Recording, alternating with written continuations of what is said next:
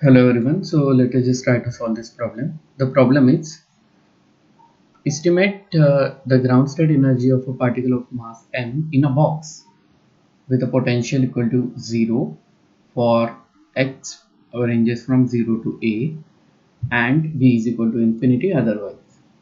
Using a variational principle, for the purpose, take a wave function consisting of two linear components psi1x and psi2x defined by psi1 of 0 is equal to 0, these are the boundary condition, and psi1 of alpha is equal to c for x ranging from 0 to alpha, and psi2 of alpha is equal to c and psi2 of a is equal to 0 for x ranging from alpha to a, where c is a normalization constant and alpha is a variational parameters.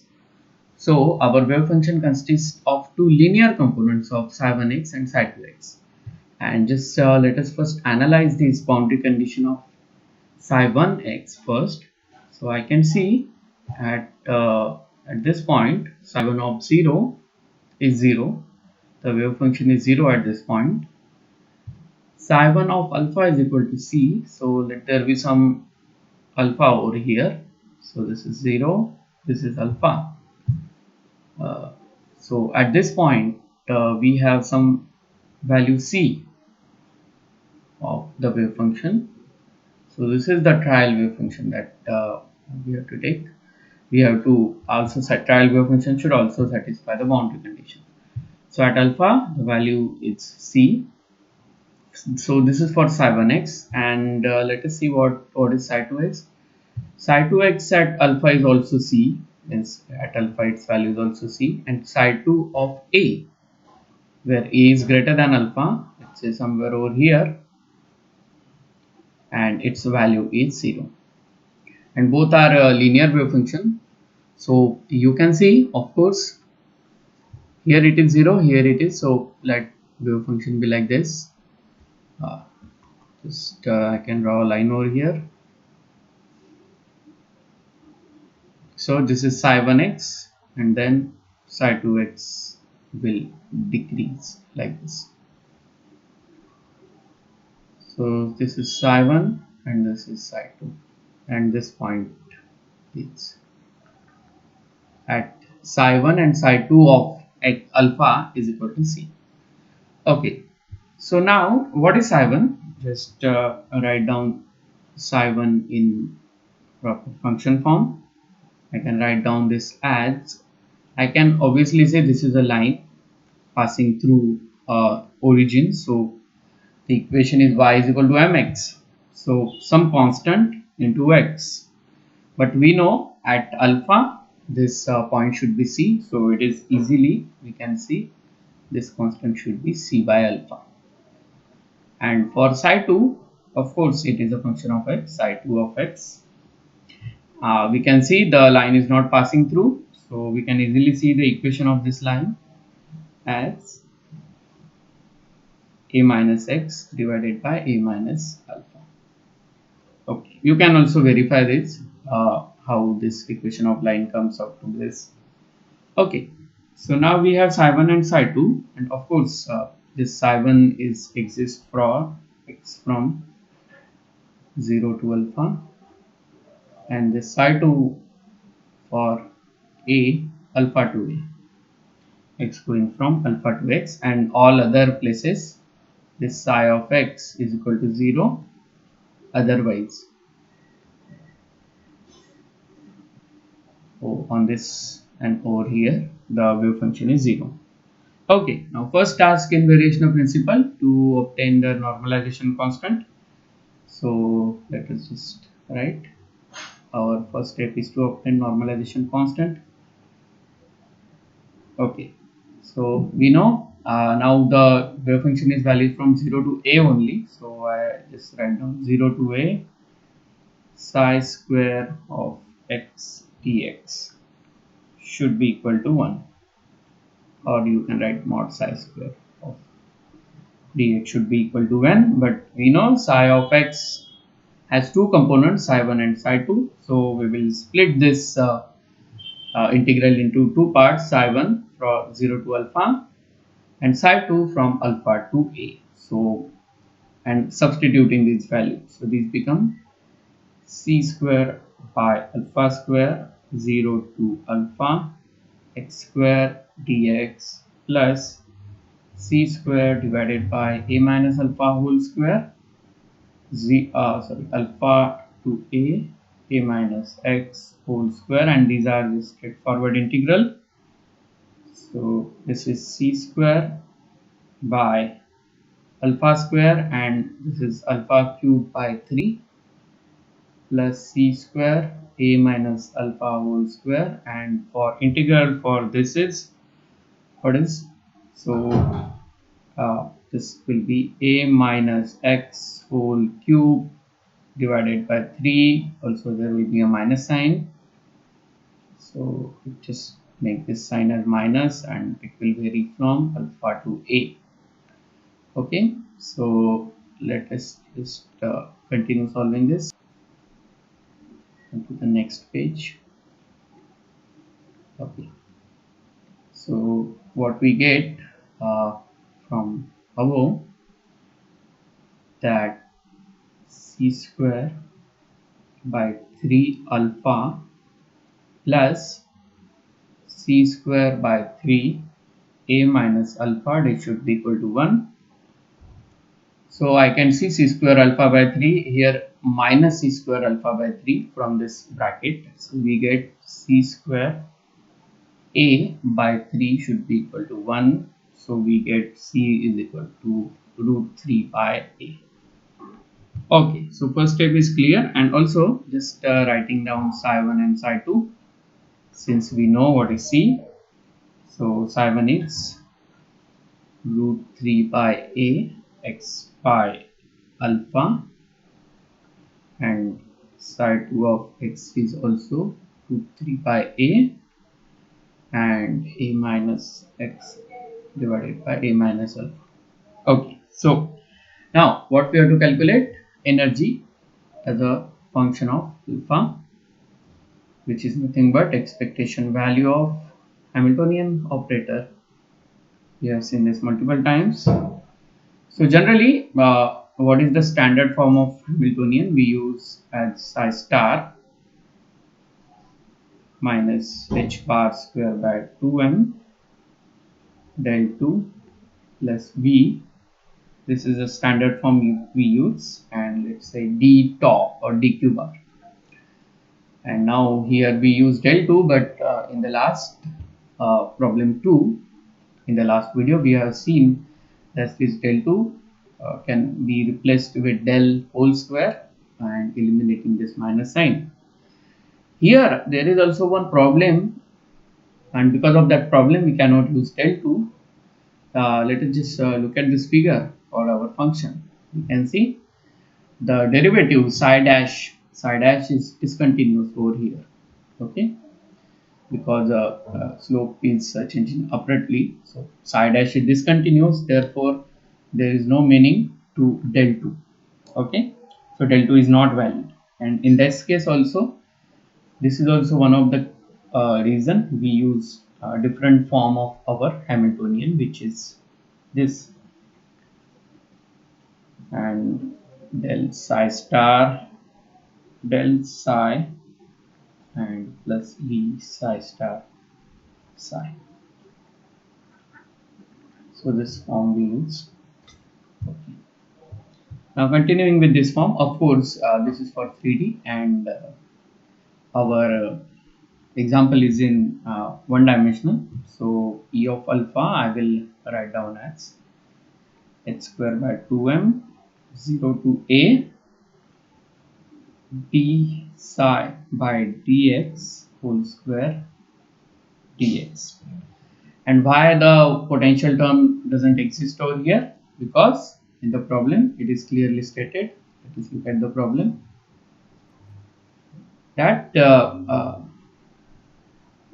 we have a particle in a box with potential at 0, and potential is infinity outside, and the wave function is defined from 0 to a, but in for that range potential is 0.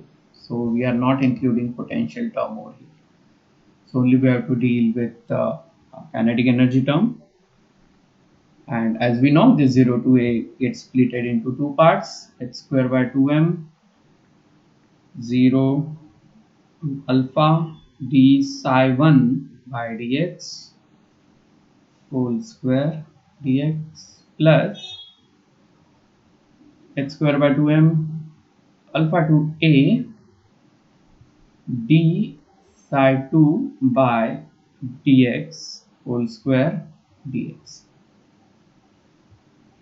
Okay, and just let us substitute the value of psi 1 and psi 2. So E of alpha we get as h square by 2m, and what was psi 1? Here it is root 3 by a, and this alpha, this will be as it is, and it is x. When I take a derivative, that x will vanish and I will left with only constant, and we are doing the square of that constant. Okay, so I will have 3 by a, because it was root 3 by a, 1 upon alpha square, and then dx from 0 to alpha from this equation, and then h square by 2m, and from over here also that this root 3 by a will get squared, and I will have 3 by a, and also this constant a minus alpha whole square, and in the integration I will have just derivative of this a minus x will be what? Minus 1, and then its square will be 1 only. So here also it will be dx. And now it is easy to solve. Answer for this will be alpha. Answer for this will be a minus alpha. Okay, and so we get h square. So let's scroll down a bit. So what we get, h square by 2m. I can take this outside since it is there in the both equation. 3 by a I can also take out, and what I left in the bracket is 1 upon alpha plus 1 upon a minus alpha. Okay, and so this is my E of alpha, and you know we have to minimize this. So let us go to next page, and just let us write down E of alpha once more. It was h square by 2m into 3 by a, and in the bracket there was 1 by alpha plus 1 upon a minus alpha. There is no need to simplify this bracket, because in any way we are taking derivative with respect to alpha now. So 3h bar square upon 2am, and now derivative of 1 upon alpha will be what? Minus 1 upon alpha square, and derivative of 1 upon a minus alpha will be, so that this minus sign will make this plus 1 upon a minus alpha whole square, and this should be equal to 0 because we want to minimize this e. So what we get, so this parts vanishes, and finally we get, so alpha square should be equal to a minus alpha whole square, and we know what we will have, 2a alpha will be equal to a square is no, I guess since it is a square we have to consider a plus minus term. So alpha square should be equal to plus minus a minus alpha. So this alpha should be plus a minus alpha. So we have either alpha is equal to a minus alpha or alpha is equal to minus a plus alpha. Now this term doesn't make any sense, since if alpha gets cancelled, this a is 0, but a cannot be 0 since a is our length in which this wave function is defined. So we will neglect this and we will consider only this part. Here we will get alpha is equal to a by 2, and we will substitute this alpha is equal to a by 2 over here. So we will get a minimum, e minimum, which is nothing but let us substitute alpha over here. So we have 3h bar square upon 2am 2 by a plus Now here it will be a minus a by 2. So again a by 2. So a over here, 2 over here. So what we get, 2 by a plus 2 by a, it will be 4 by a. Okay, so what I get is 3h bar square 2am into 4 by a, and finally therefore E minimum which I get is 6h bar square upon m a square. Okay, now let us just see how much closer we are, or what is our approximation. So now we had a problem of a particle in a box. Okay, so it was a problem of particle in a box, and we know the exact answer for that.